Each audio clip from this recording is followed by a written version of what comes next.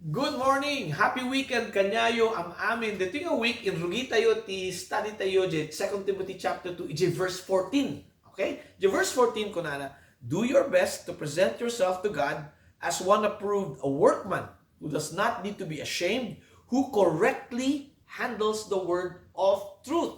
Pastor ni Timothy, susulat ni Paul Kanyana. At baga ni Paul Kanyana, you Timothy, have a great privilege to share the word of God. But you have a great responsibility also to handle the word of truth correctly, accurately. Okay? So, kanyak, importante man dito nga truth kanyak ta I also share the word of the Lord. And with my sharing the word of the Lord comes a great responsibility to share it correctly, accurately. Dapat sursuro kanyayo gusto. Di ba? Di talaga salita ti Diyos. Because I have a great accountability. Accountable kini nga po Diyos. Bagato niya po Diyos kanya. Napigilas na ti sursurong. That's why I have a privilege, I have a responsibility, and a great accountability to God. Did you false teachers? Awan data. They do not correctly handle the word of truth. Maybe because of ignorance. Handa ka talaga nga mo ti salita ti Diyos. Maybe irresponsible na. Handa ka talaga nga kikitaan. No niya ti kukuna na. They take it lightly. And number 3, because they're evil. Talagang handa nga kaya. Talagang nga mistake ti isusunod na. They're trying to manipulate, corrupt, delete, dilute, misrepresent, misinterpret the word of truth. Okay? So I just studied it, I take comfort, great comfort. We're going to do verse 19. And this verse 19 starts with this word, nevertheless. Nevertheless. Okay, before ka basahan tayo yung verse 19, ang pray tayo pa. Heavenly Father, thank you man titid yung oras nga adalan mi ti sarita yo. May your word, Lord, encourage us, enlighten us, and empower us. And we ask in Jesus' mighty name, Amen. Pamindua ko nga basahan di verse tayo tata. Ngamdua nga version. The first one, New International Version. Kunana, nevertheless, God's solid foundation stands firm, sealed with this inscription. The Lord knows those who are His, and everyone who confesses the name of the Lord must turn away from wickedness. Okay, sila medyo naligat nga nadenggan. Palasan tayo di God's Word Translation. Kunana, same verse 19. In spite of all that, God's people have a solid foundation. These words are engraved on it. The Lord knows who belong to Him, and whoever worships the Lord must give up doing wrong. So, in spite of uray no aduti false teachers, uray no aduti false teaching, okay? And uray no dagiti false teachers are spreading fear, confusion, uray no glanglang sutda. Okay? Nevertheless, okay, tayo, God's people have a solid foundation. What a great comfort na. What a great encouragement. And ito yung solid foundation, according to our text, dua. Okay? God knows who belong to Him, and those who worship the Lord must turn away from evil. Okay, muna. The Lord knows those who are His. The Lord knows who belong to Him. Last week, inadal tayo, 1 Corinthians 4 and 5, na muna tayo na po Diyos, God chose us before the foundation of the world. Before nga inarami dito yung lubong, muna tayo. Katong muna tayo hindi, muna tayo tata. Amen? Dito ko na ni Apo Jesus, John 10:14. I am the good shepherd. I know my sheep, and my sheep know me. Muna tayo ni Apo Diyos, personally, muna tayo yung word nga know. Okay? This, not only, muna tayo, but there's a commitment. Okay? Ni Apo Diyos, on that deep level commitment na kasla yung bagana, I am the good shepherd. I know my sheep. I am deeply committed to them. Dito yung commitment ni Apo Diyos. Kanya tayo. Wow! Mamuyo. Dito, adalag na dito yung verse, dito yung week. Ako nakita dito yun Nung nakita dito yung week. I am the good shepherd. I am committed to my sheep. And my sheep know me. At dati, response tayo also deeply committed to the Lord. And how can we show this commitment to the Lord? The verse 27, kuno ni Apo Diyos, my sheep listen to my voice, I know them, and they follow me. If we are committed to our Lord Jesus Christ, we need to be listening to our Lord Jesus Christ and following our Lord Jesus Christ. Okay? Inyabot nga ruting ka rin niya po Diyos. Dito yung commitment. The verse 28. I give them eternal life and they shall never perish. No one can snatch them out of my hand. Wow! Nung hamping ang umanay dito. Dito ko lang niya po Diyos. The verse 29. My Father who has given them to me is greater than all. No one can snatch them out of my Father's hand. What a great promise. What a great commitment from our Lord.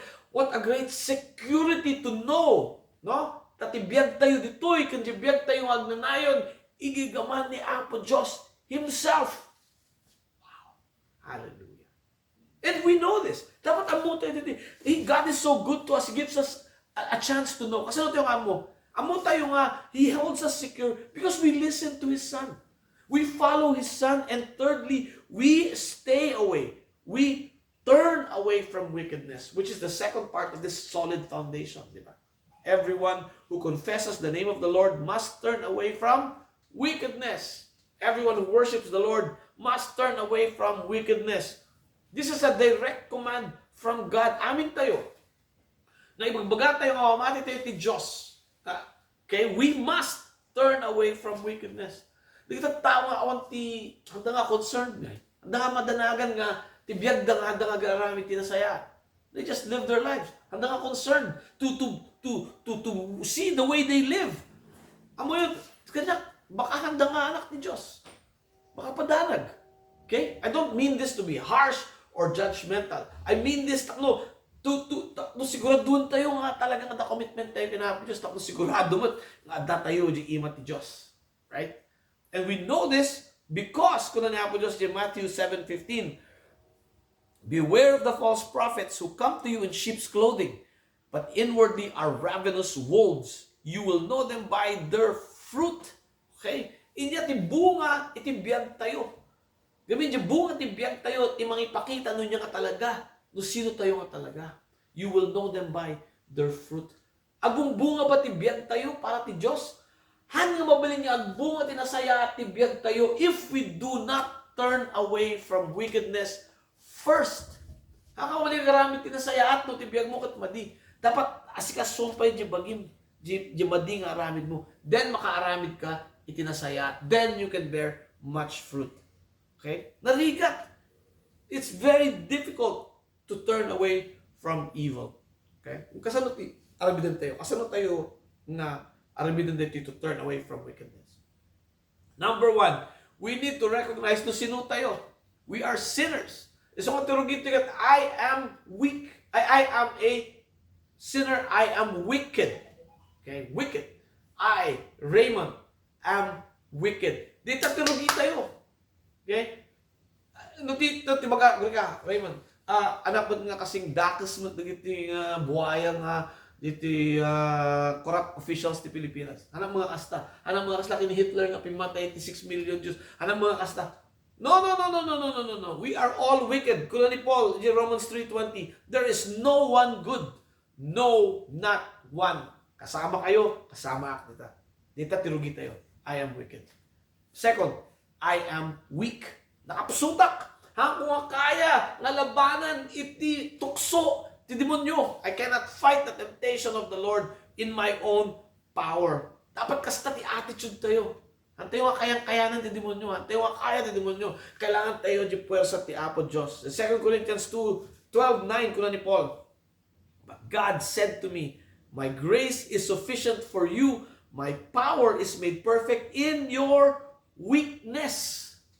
Okay? Inya sumbat ni Paul. Therefore, I will boast all the more gladly of my weakness, so that the power of Christ may rest upon me. Okay? No, kahit tayo, if we want to resist wickedness, we need to do it in the power of our Lord Jesus Christ. Hindi yung kaya on our own. Amo yung everyday prayer ko tibigat. My daily prayer. Father, in your mercy, keep me from sin. Okay? Abi nga sa prayer ko, nga, Father, tulungan ng Apo. In your mercy, keep me free from sin. Gamin amok no sinuwak. No awan iti asit ti Dios nga mag-restrain kanya, ka mangguyod kanya, ka mangigam kanya. Awan na, no awan di ay agaramit ti dakas. Because I am wicked and I am weak. So I pray, Lord, igamanak ti asim iti mangigam kanya tapno na agaramit ti dakas. Ita ti prayer ko. Can I stay away from sin 100% of the time even if I pray this prayer? No, that's not true. Okay? None of us can stay away from sin 100% of the time. But, nevertheless, dito yung word tayo, nevertheless, dapat dito ti goal tayo to stay away from sin. The goal tayo, as believers, is to listen to Jesus Christ, to follow Him, to stay away from wickedness, stay away from sin, and bear much fruit for God.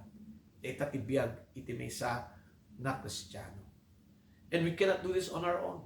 We can only do this by the power of the Lord Jesus Christ in our life.